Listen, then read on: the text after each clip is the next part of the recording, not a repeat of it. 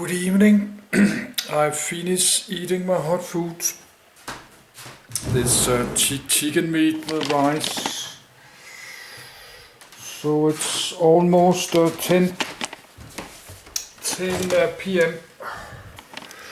So let's put the sound a little step down. So I just finished reading this. And then I need to go to bed because I'm old and tired. So I think it's interesting. I like to read more of the Virginia state history. We do that tomorrow.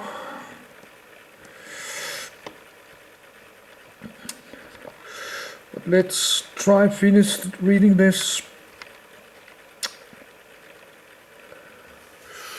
now. First employment, to survey his lands lying west of the Blue Ridge.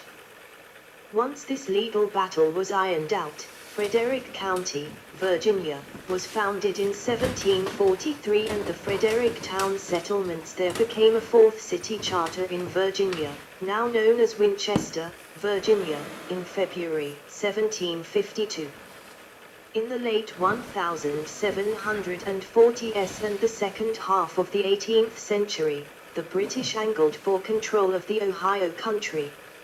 Virginians Thomas Lee and brothers Lawrence and Augustine Washington organized the Ohio Company to represent the prospecting and trading interests of Virginian investors. In 1749, the British Crown, via the colonial government of Virginia, granted the Ohio Company a great deal of this territory on the condition that it be settled by British colonists. Governor Robert Dinwiddie of Virginia was an investor in the Ohio Company, which stood to lose money if the French held their claim. To counter the French military presence in Ohio, in October 1753 Dinwiddie ordered the 21-year-old Major George Washington, whose brother was another Ohio Company investor, of the Virginia Regiment to warn the French to leave Virginia territory. Ultimately, many Virginians were caught up in the resulting French and Indian War that occurred 1754–1763. At the completion of the war, the Royal Proclamation of 1763 forbade all British settlement past a line drawn along the Appalachian Mountains, with the land west of the proclamation line known as the Indian Reserve. British colonists and land speculators objected to the proclamation boundary since the British government had already assigned land grants to them. Many settlements already existed beyond the proclamation line, some of which had been temporarily evacuated during Pontiac's War, and there were many already granted land claims yet to be settled. For example, George Washington and his Virginia soldiers had been granted lands past the boundary.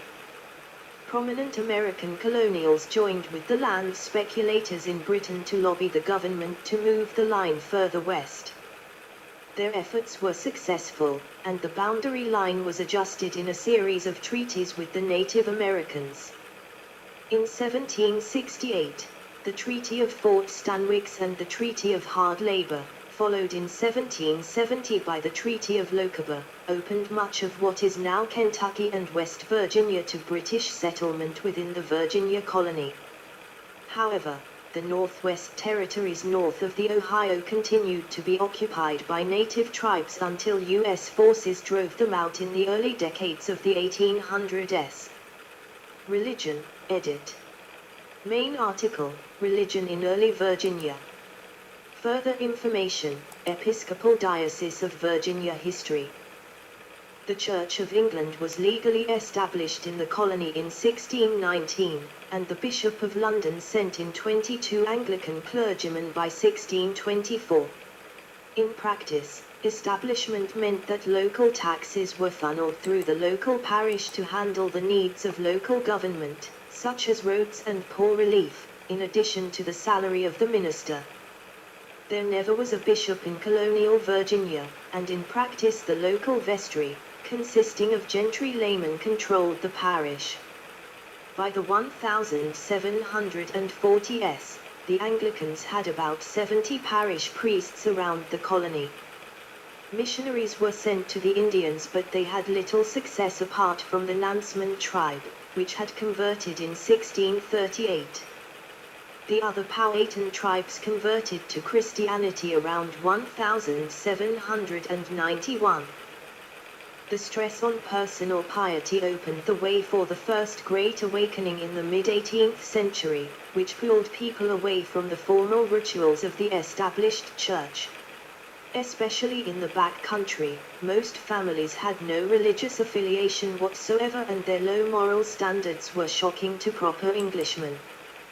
The Baptists, Methodists, Presbyterians and other evangelicals directly challenged these lax moral standards and refused to tolerate them in their ranks. Baptists, German Lutherans and Presbyterians funded their own ministers and favored disestablishment of the Anglican Church. The spellbinding preacher Samuel Davies led the Presbyterians and converted hundreds of slaves. By the 1760s, Baptists were drawing Virginians, especially poor white farmers, into a new, much more democratic religion. Slaves were welcome at the services and many became Baptists at this time. Methodist missionaries were also active in the late colonial period. Methodists encouraged an end to slavery and welcomed free blacks and slaves into active roles in the congregations. The Baptists and Presbyterians were subject to many legal constraints and faced growing persecution.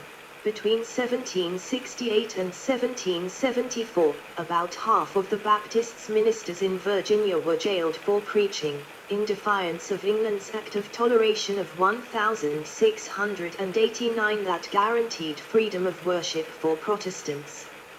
At the start of the Revolution, the Anglican patriots realized that they needed dissenter support for effective wartime mobilization, so they met most of the dissenters' demands in return for their support of the war effort. Historians have debated the implications of the religious rivalries for the American Revolution. The struggle for religious toleration was played out during the American Revolution, as the Baptists, in alliance with Thomas Jefferson and James Madison, worked successfully to disestablish the Anglican Church. After the American victory in the war, the Anglican establishment sought to reintroduce state support for religion.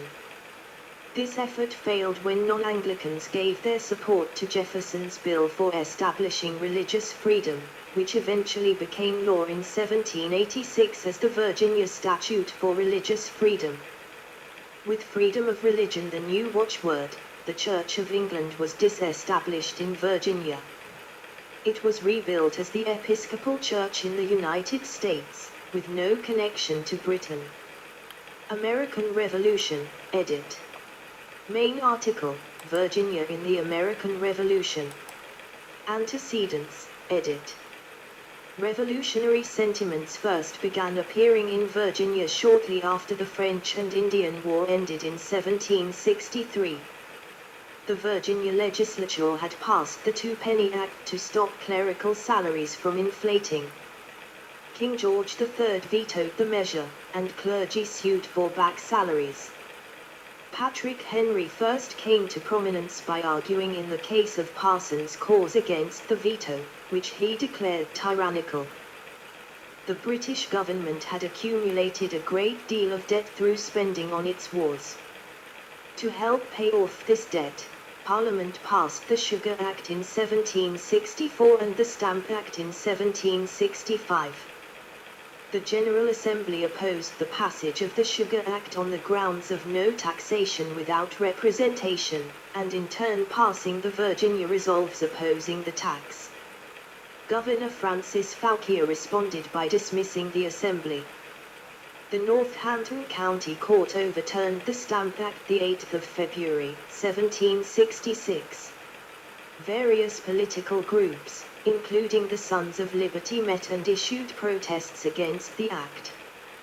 Most notably, Richard Bland published a pamphlet entitled An Enquiry into the Rights of the British Colonies, setting forth the principle that Virginia was a part of the British Empire, not the Kingdom of Great Britain, so it only owed allegiance to the Crown, not Parliament. The Stamp Act was repealed, but additional taxation from the Revenue Act and the 1769 attempt to transport Bostonian rioters to London for trial incited more protest from Virginia. The Assembly met to consider resolutions condemning on the transport of the rioters, but Governor Battiaut, while sympathetic, dissolved the legislature. The Burgesses reconvened in Raleigh Tavern and made an agreement to ban British imports. Britain gave up the attempt to extradite the prisoners and lifted all taxes except the tax on tea in 1770. In 1773, because of a renewed attempt to extradite Americans to Britain, Richard Henry Lee, Thomas Jefferson, Patrick Henry, George Mason, and others in the legislature created a committee of correspondence to deal with problems with Britain. This committee would serve as the foundation for Virginia's role in the American Revolution. After the House of Burgesses expressed solidarity with the actions in Massachusetts, the governor, Lord Dunmore, again dissolved the legislature. The First Virginia Convention was held August 16 to respond to the growing crisis. The convention approved a boycott of British goods and elected delegates to the Continental Congress. War begins, edit. On the 20th of April, 1775, Dunmore ordered the gunpowder removed from the Williamsburg magazine to a British ship. Patrick Henry led a group of Virginia militia from Hanover in response to Dunmore's order. Carter Braxton negotiated a resolution to the gunpowder incident by transferring royal funds as payment for the powder. The incident exacerbated Dunmore's declining popularity. He fled the governor's palace to a British ship at Yorktown. On November the 7th, Dunmore issued a proclamation declaring Virginia was in a state of rebellion.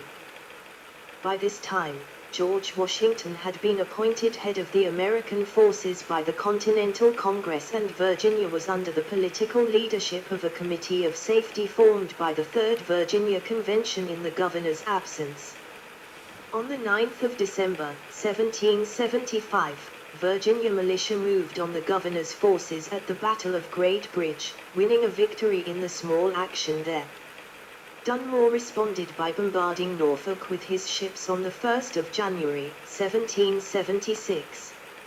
After the Battle of Great Bridge, little military conflict took place on Virginia soil for the first part of the American Revolutionary War. Nevertheless, Virginia sent forces to help in the fighting to the north and south, as well as the frontier in the northwest. Independence, edit. The Fifth Virginia Convention met on May the 6th and declared Virginia a free and independent state on the 15th of May, 1776. The convention instructed its delegates to introduce a resolution for independence at the Continental Congress. Richard Henry Lee introduced the measure on June the 7th. While the Congress debated, the Virginia Convention adopted George Mason's Bill of Rights, the 12th of June, and a constitution, the 29th of June, which established an independent Commonwealth. Congress approved Lee's proposal on July the 2nd and approved Jefferson's Declaration of Independence on July the 4th. The Constitution of the Fifth Virginia Convention created a system of government for the state that would last for 54 years, and converting House of Burgesses into a bicameral legislature with both a House of Delegates and a Senate. Patrick Henry serves as the first governor of the Commonwealth, 1776–1779. War returns to Virginia, edit.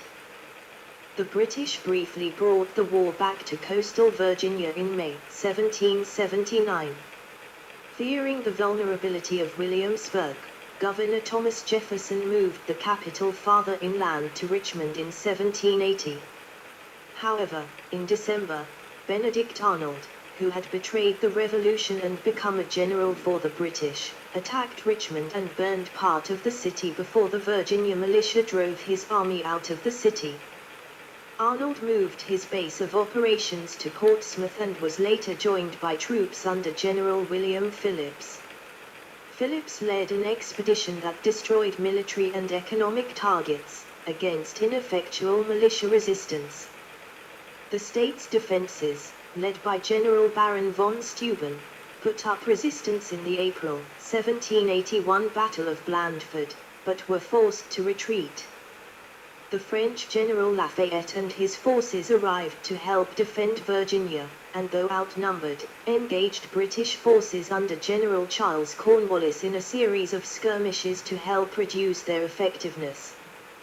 Cornwallis dispatched two smaller missions under Colonel John Graves Sacco and Colonel Banastre Tarleton to march on Charlottesville and capture Governor Jefferson and the legislature, though was foiled when Jack Jewett wrote to warn Virginia government. Cornwallis moved down the Virginia Peninsula towards the Chesapeake Bay, where Clinton planned to extract part of the army for a siege of New York City. After surprising American forces at the Battle of Green Spring on the 6th of July, 1781, Cornwallis received orders to move his troops to the port town of Yorktown and begin construction of fortifications and a naval yard, though when discovered American forces surrounded the town. General Washington and his French ally Rochambeau moved their forces from New York to Virginia. The defeat of the Royal Navy by Admiral de Grasse at the Battle of the Virginia Capes ensured French dominance of the waters around Yorktown, thereby preventing Cornwallis from receiving troops or supplies and removing the possibility of evacuation. Following the 2-week siege to Yorktown, Cornwallis decided to surrender. Papers for surrender were officially signed on the 19th of October. As a result of the defeat, the king lost control of Parliament and the new British government offered peace in April 1782. The Treaty of Paris of 1783 officially ended the war. Early Republic and Antebellum period, edit.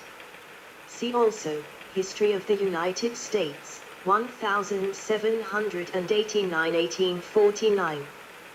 Victory in the Revolution brought peace and prosperity to the new state, as export markets in Europe reopened for its tobacco. While the old local elites were content with the status quo, younger veterans of the war had developed a national identity. Led by George Washington and James Madison, Virginia played a major role in the Constitutional Convention of 1787 in Philadelphia. Madison proposed the Virginia Plan, which would give representation in Congress according to total population, including a proportion of slaves. Virginia was the most populous state, and it was allowed to count all of its white residents and 3/5 of the enslaved African Americans for its congressional representation and its electoral vote. Only white men who owned a certain amount of property could vote. Ratification was bitterly contested. The pro-Constitution forces prevailed only after promising to add a Bill of Rights.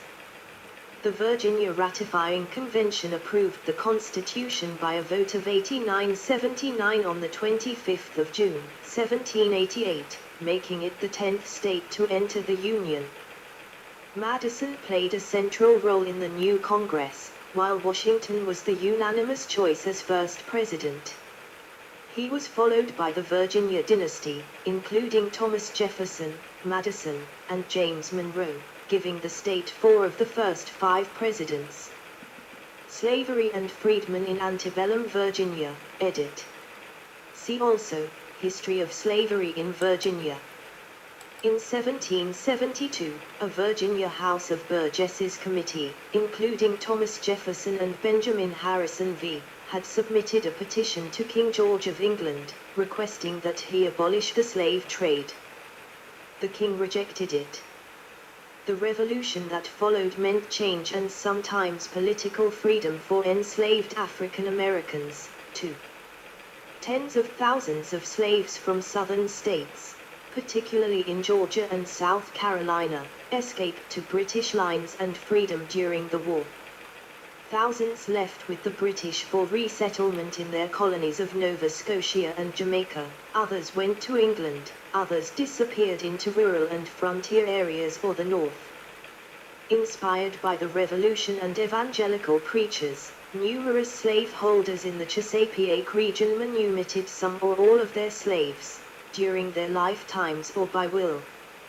From 1,800 persons in 1782, the total population of free blacks in Virginia increased to 12,766, 4.3% of blacks, in 1790, and to 30,570 in 1810. The percentage change was from free blacks comprising less than 1% of the total black population in Virginia, to 7.2% by 1810, even as the overall population increased. One planter, Robert Carter III, freed more than 450 slaves in his lifetime, more than any other planter.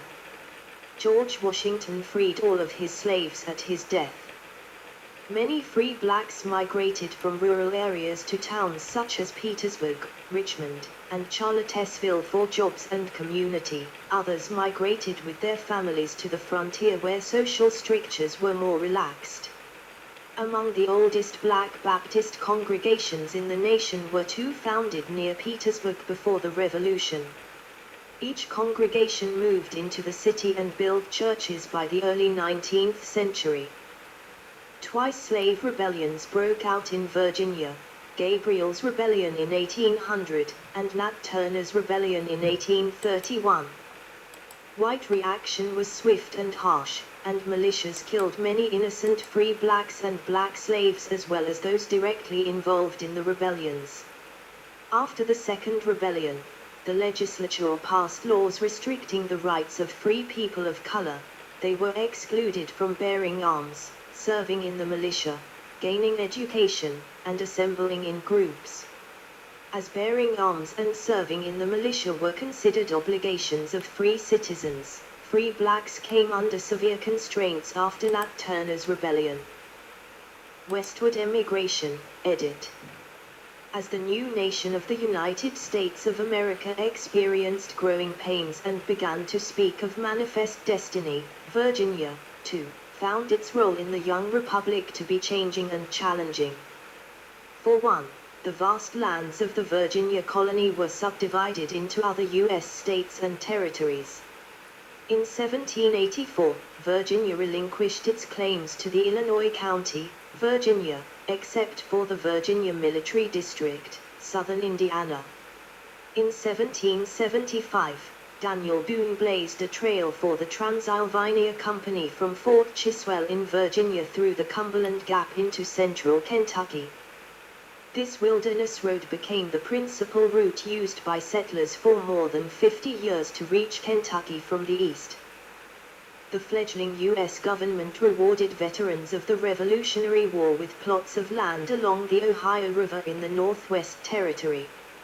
In 1792, 3 western counties split off to form Kentucky. A second influence, the land seemed to be more fertile in the west. Virginia's heavy farming of tobacco for 200 years had depleted its soils.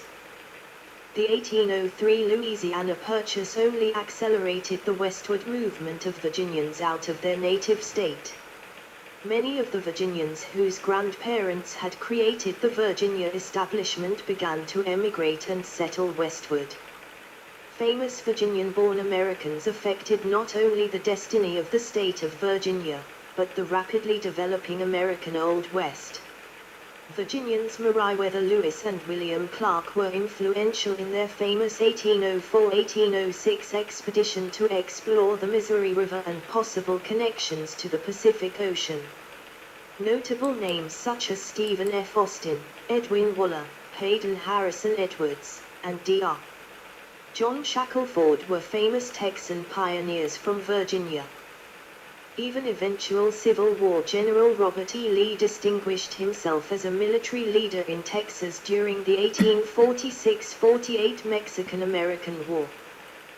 Cultural preservation, edit. Historians estimate that 1 million Virginians left the Commonwealth between the Revolution and the Civil War. With this exodus, Virginia experienced a decline in both population and political influence. Prominent Virginians formed the Virginia Historical and Philosophical Society to preserve the legacy and memory of its past. At the same time, with Virginians settling so much of the West, they brought their cultural habits with them. Today, many cultural features of the American South can be attributed to Virginians who migrated west.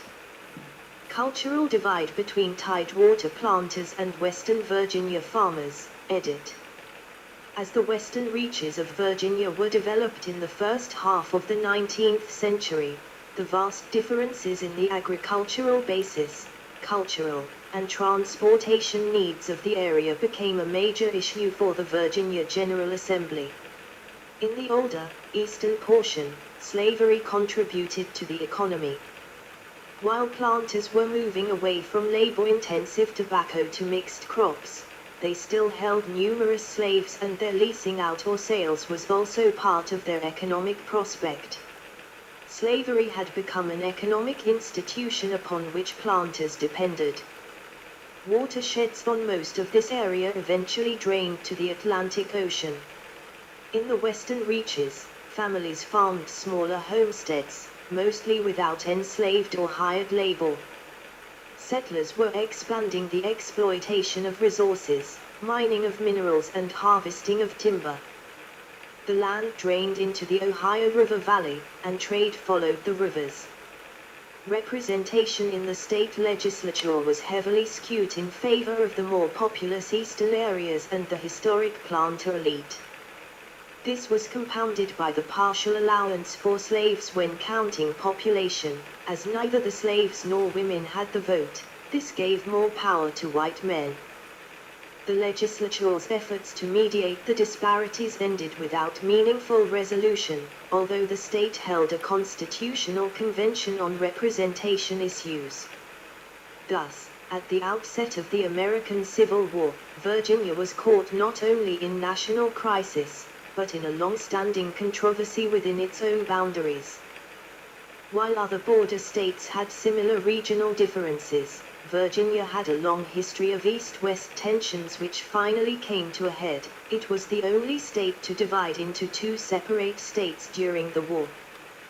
Begun in the late 18th century, the James River and Kanawha Canal was intended to form a transportation link between the James River in the east, and the Kanawha River, flowing into the Ohio River, across the Appalachians.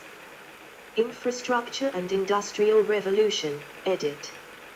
After the Revolution, various infrastructure projects began to be developed, including the Dismal Swamp Canal, the James River and Kanawha Canal, and various turnpikes. Virginia was home to the first of all federal infrastructure projects under the new Constitution, the Cape Henry Light of 1792, located at the mouth of the Chesapeake Bay. Following the War of 1812, several federal national defense projects were undertaken in Virginia. Dry Dock No. 1 was constructed in Portsmouth in the 1827. Across the James River, Fort Monroe was built to defend Hampton Roads, completed in 1834. In the 1830s, railroads began to be built in Virginia.